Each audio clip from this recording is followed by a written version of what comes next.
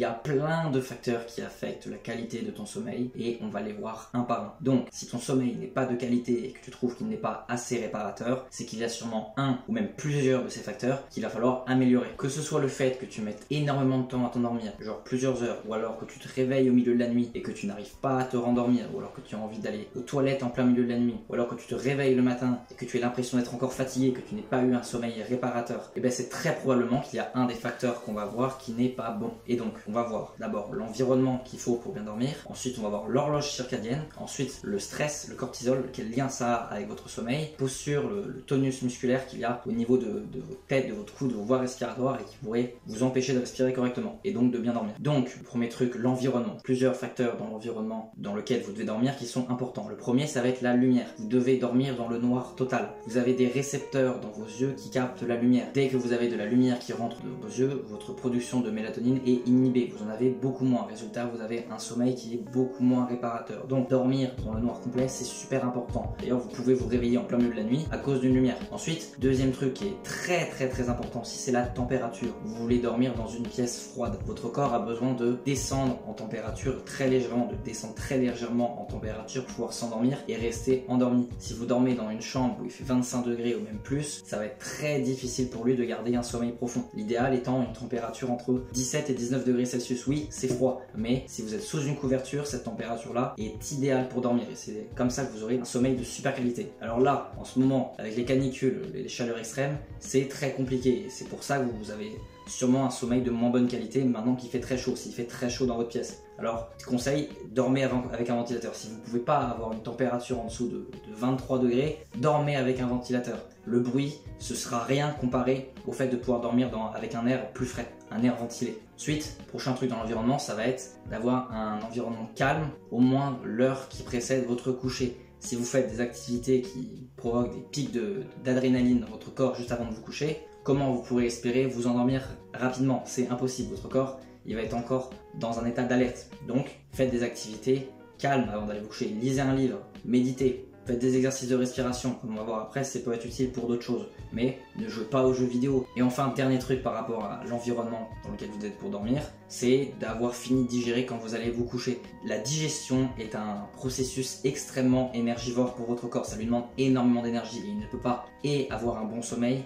et en même temps digérer, c'est pas possible. Donc si vous mangez juste avant, un repas copieux juste avant d'aller vous coucher, vous allez avoir énormément de mal à vous endormir et vous aurez un sommeil de moins bonne qualité. Donc, si possible, essayez d'avoir fini de manger 3 heures avant d'aller vous coucher. Et le plus il y a de temps, le mieux c'est. Si vous pouvez avoir que 2 heures, c'est pas la fin du monde, bien sûr que non. C'est mieux d'avoir 2 heures que 1 heure. Donc ça, c'était pour l'environnement. Maintenant, on va voir pour l'horloge circadienne. L'horloge circadienne, c'est un peu comme une horloge interne dans votre corps qui dicte quand est-ce que vous devez être éveillé et quand est-ce que vous devez dormir. Donc, c'est grâce à elle que vous pouvez avoir des bonnes phases de sommeil et aussi des bonnes phases d'éveil, que vous pouvez avoir assez d'énergie quand vous êtes éveillé. Et cette horloge circadienne, elle est réglée par la lumière, plus précisément la lumière du soleil. Elle est réglée sur le cycle jour-nuit. Donc, un truc qui va être très important, mais très important, ça va être de voir la lumière du soleil le matin. Et j'insiste, c'est super important. Parce que quand vous voyez la lumière du soleil le matin, après avoir dormi, ça envoie directement un signal dans votre corps qui va régler à quel moment le soir vous produirez la mélatonine, l'hormone du sommeil qui permettra de vous endormir.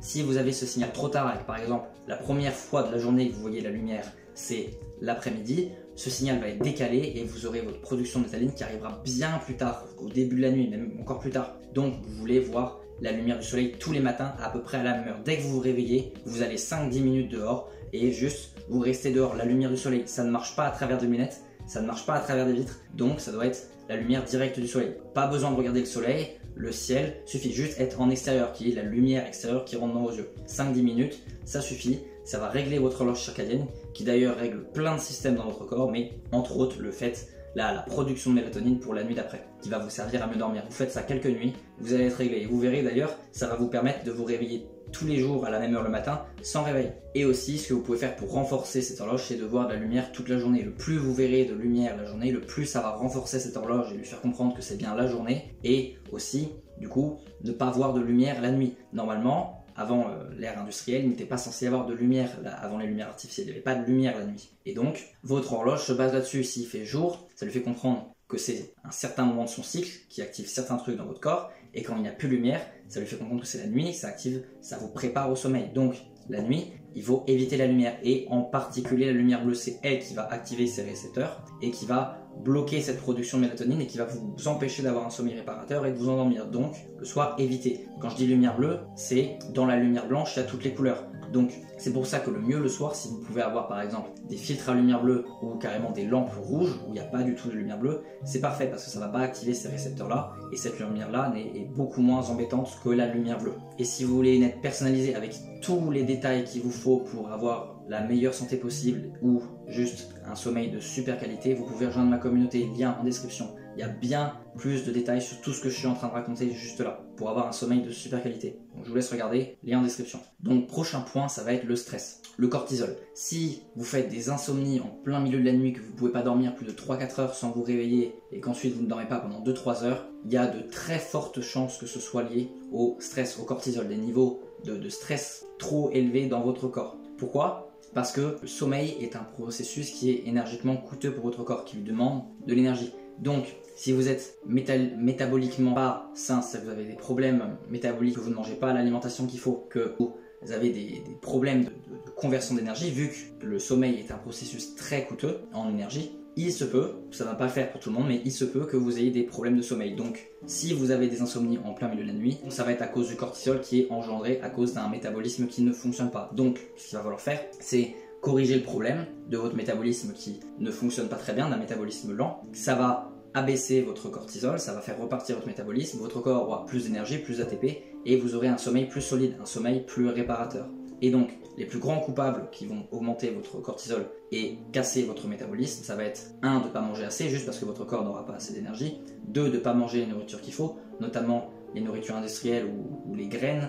Les graines, c'est le pire du pire pour vos intestins, ça fait un carnage et ça vous empêche de produire de l'énergie efficacement. Il y a aussi trop de sport, bien évidemment, si vous faites trop de sport, vous allez ne plus avoir assez d'énergie parce que vous en dépensez beaucoup trop, surtout si vous couplez ça au fait de ne pas manger assez, de faire des déficits caloriques, et bien évidemment juste le stress mental, le stress du travail, le stress émotionnel, juste le stress pas physique mais le stress mental. Donc ce que vous pouvez faire pour aider à gérer ce stress là, ça va être déjà si vous êtes métaboliquement sain, vous avez un métabolisme plus rapide, que vous pouvez manger plus de nourriture, ça va aider à être plus résilient au stress. Mais aussi ce que vous pouvez faire, c'est des exercices de méditation, des exercices de respiration qui vont vous aider à être plus en contrôle et à mieux gérer votre stress. Et le dernier truc qui peut affecter la qualité de votre sommeil, ça va être votre posture et le tonus musculaire. Si vous vous réveillez le matin en étant exténué alors que vous avez dormi toute la nuit, sans exception, vous avez dormi plus de 8 heures et vous êtes quand même très fatigué le matin alors que vous n'êtes pas réveillé de la nuit, c'est sûrement que vous faites de l'apnée du sommeil ou que vous êtes proche de ça. Et donc qu'est-ce qui peut causer le fait de faire de l'apnée du sommeil? Premier cas, c'est juste que vous avez trop de graisse viscérale au niveau du cou car vous êtes en surpoids. Ça peut être un cas, c'est pas le plus commun mais ça peut arriver. Deuxième chose qui peut vous causer de l'apnée du sommeil, c'est une mauvaise posture de votre tête. Si votre tête est trop avancée, que vous avez la posture de la tête en avant, ça comprime complètement vos voies respiratoires et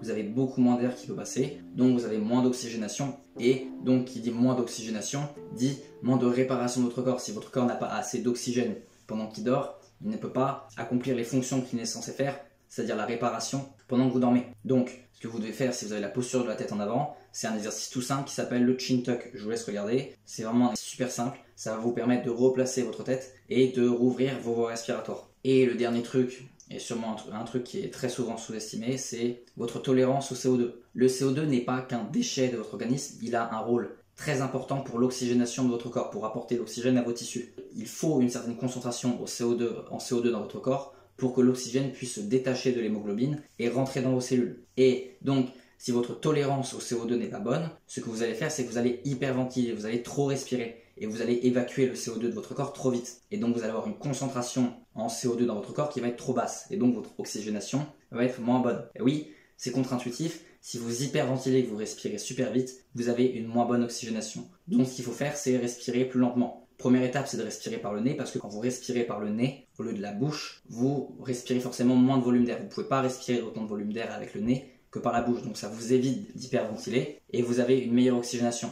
Deuxième truc qui est très très bien que vous pouvez faire pour améliorer votre tolérance au CO2, c'est l'exercice de respiration réduite. Juste, vous vous posez pendant quelques minutes, peut-être 2 minutes, 5 minutes, 10 minutes, et vous respirez un peu moins d'air que ce que votre corps vous demande. faut que ça reste tolérable. Le but, c'est pas que ce soit intenable, c'est juste pendant quelques minutes, vous inspirez un peu moins d'air que ce que vous auriez voulu inspirer, puis vous réexpirez, et ainsi de suite. Vous maintenez une légère envie de respirer pendant quelques minutes, et ça va améliorer votre tolérance au CO2, vous serez capable de tolérer plus de CO2 dans votre sang, et là vous aurez une meilleure oxygénation. Je parle de ça bien plus en détail dans ma communauté, je vous laisse aller voir si ça vous intéresse, mais voilà. Et donc, c'était les 4 points les plus importants, les 4 points principaux pour la qualité de votre sommeil. Donc l'environnement, l'horloge circadienne, le stress et votre posture, votre tonicité musculaire et la tolérance au CO2. Tous ces points-là. Si tous ces points-là sont réglés, vous avez un sommeil de super qualité. C'est impossible autrement. Donc, si vous n'avez pas un sommeil de super qualité, je vous invite à rechercher parmi